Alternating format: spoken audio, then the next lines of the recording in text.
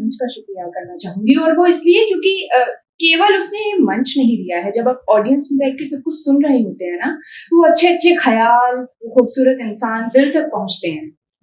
और यहाँ जो सब में कॉमन चीज मैं देख रही हूँ वो है मुस्कुराते चेहरे। तो सबसे पहले उस पर कुछ कहूंगी कि तुम इतना जो मुस्कुरा रहे हो, क्या गम है जिसको छुपा रहे हो, आंखों में नमी और हंसी लबों पर क्या हाल है, क्या दिखा रहे हो। मुझे लगता है अब हम उन बातों पर बात करेंगे जिन पर कम ही बात होती है। वो क्या है ना कि वो जो मुझको छोड़ गए हैं उनमें थोड़ा छूट गया हूँ, और छूटा कुछ ऐसे हूँ कि अब मैं अपने गम को मुस्कुरा कर अदा करता हूँ। वाह, आप शुरू करते हैं कि आजकल मुस्कुराहट किसी लिहाज के माफिक हो गई है। आजकल मुस्कुराहट किसी लिहाज के माफिक हो गई है जिसे हम अपने घर से ओढ़ कर निकलते हैं और रात को सोते वक्त सिरहाने रख देते हैं कि सुबह उठकर ढूंढना ना पड़े। मैं दिन भर में ऐसे कितने लोगों को देखती हूँ जो हंसते खिलखिलाते हुए मिलते हैं, मगर उनकी आंखों की कोर से उदासी झांकती है, उनकी सांसों से सिसकियों की सदा आती है। कई लोगों से हाथ मिलाती हूँ तो स्पर्श से एहसास होता है कि तमाम चीजों का हिसाब लगाते लगाते उनकी उंगलियों के ऊपरी सिरे खिस चुके हैं।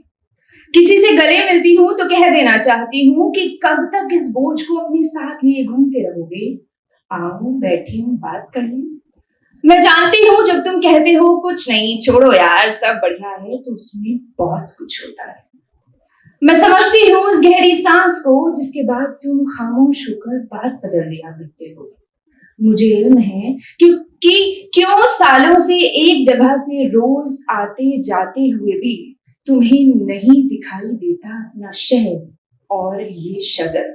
तुम बाहर ही कहाँ निकल पाते हो अपनी दुनिया से, जिसमें पापा के फटे जूतों के धागे हैं, माँ की बेरंग रंगीन साड़ी है, कुछ अधूरे सपने हैं और कुछ पराए हो चुके अपने हैं।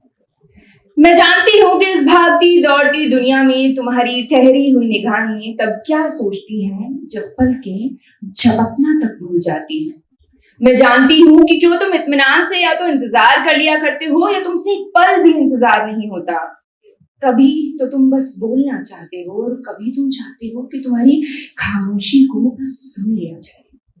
मैं जानती हूँ कि थकान से टूटा बदन हर सुबह क्यों उठ जाता है, क्यों तुम्हें रातों को नींद नहीं आती और क्यों तुम कभी कभी बहुत ज्यादा चिड़चिड़े हो जाते हो। मैं जानती हूँ कि उम्र के पन्नों में तुम्हारा बचपन अनाथ हो गया है, पर सुनो, अपना ध्यान रखो।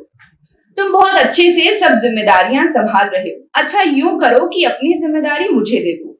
चलो गुजारते हैं कुछ ऐसे पल साथ में कि तुम कुछ ना बोलो और मैं सब सुन लूं। मेरे दामन में रख दो अपने माथे की सिकन, अपनी बेचैनियां, अपने डर। हम उन्हें रिसाइकल करके कुछ नया बनाएंगे, जैसे माथे की सिकन की लकीरों को जोड़कर हथेली पर एक और लकीर बना देंगे जिसके बारे में अभी किसी को कुछ नहीं पता। डर के सामने हिम्मत रख देंगे और बेचैनियों को तुम अपना पता बताना ही मत, या खुद को इतना बदल देना कि उन्हें लगे कि शायद वो गलत एड्रेस पर आ गई है। चलिए बात करते हैं उन बातों पर जिनमें आप दफन हैं और जो आप में दफन है।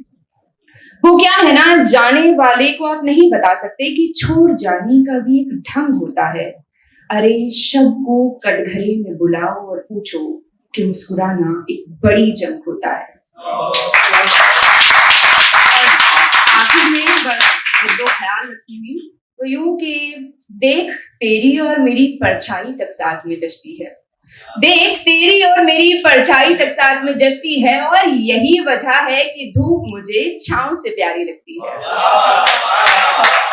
अगला यूं लिखा है कि तेरे दामन में मेरे अश्कों के दाग रह जाएंगे, तेरे दामन में मेरे अश्कों के दाग रह जाएंगे, कौन कहता है पानी बेरंग होता है।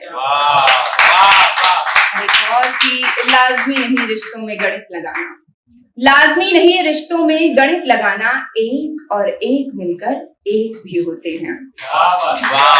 और बस आखिरी वो यूं के वफा ढूंढ रहे हैं हम इस दुनिया में, लेकिन जब एक वफा से लड़के से मुलाकात होती है तो वो ये नहीं कहता कि तुम मेरी हो, वो कहता है मैं तुम्हारा हूँ। एक लड़का है जिसने वफा को सवारा है। शुक्रिया।